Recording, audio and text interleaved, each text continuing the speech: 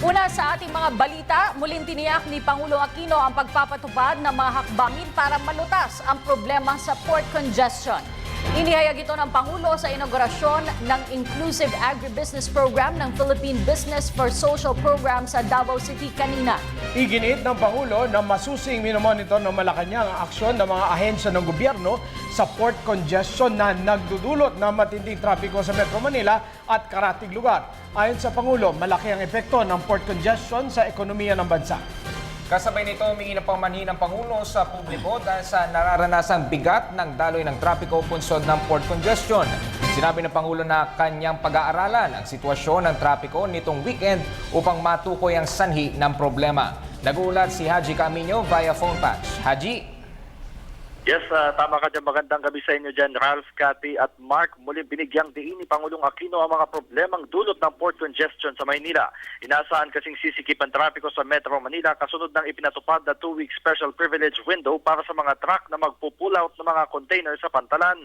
Ayon sa Pangulo, apektado na ang ekonomiya dahil sa congestion kung saan kung noon ay nailalabas pa ang 5,000 containers araw-araw. Ngayon ay nasa 2,000 na ang throughput mula Lunes hanggang Sabado.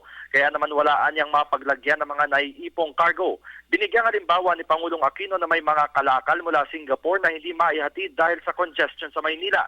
Maging ang M4 rifles ng AFP o Armed Forces of the Philippines mula Singapore ay nakabinbin rin. May mga cargo na walang laman na nakahambalang rin sa mga pantalan. Kaya naman ang Philippine Ports Authority umarkila na rin ng barko para maialis at mailipat ang mga empty containers sa murang warehouse facilities. Dagdag pa dito ang pagpasok ng panahon ng Kapaskuhan kung saan inaasahang dodoble ang mga kalakal na dadating. Samantala, alamin din ni Pangulong Aquino ang dahilan ng biglaang pagsikip ng trapiko sa southbound lane ng North Luzon Expressway o NLEX nitong Biyernes. Ayaw na ng Pangulo na ibase sa reports ng sinuman ang nangyari, bagkus ay gusto niyang makita ang kuha ng CCTVs upang malaman kung ano talaga ang sanhi. At dahil mga motorista ang maapektuhan ng pagbigat ng trapiko dahil sa pagbibigay solusyon sa port congestion, nanawagan ang Pangulo na intindihin ang sitwasyon dahil para naman ito sa ikabubuti ng ekonomiya ng bansa. Mula dito sa Davao City, nag-uulat para sa Telebisyon ng Bayan, Haji Camino.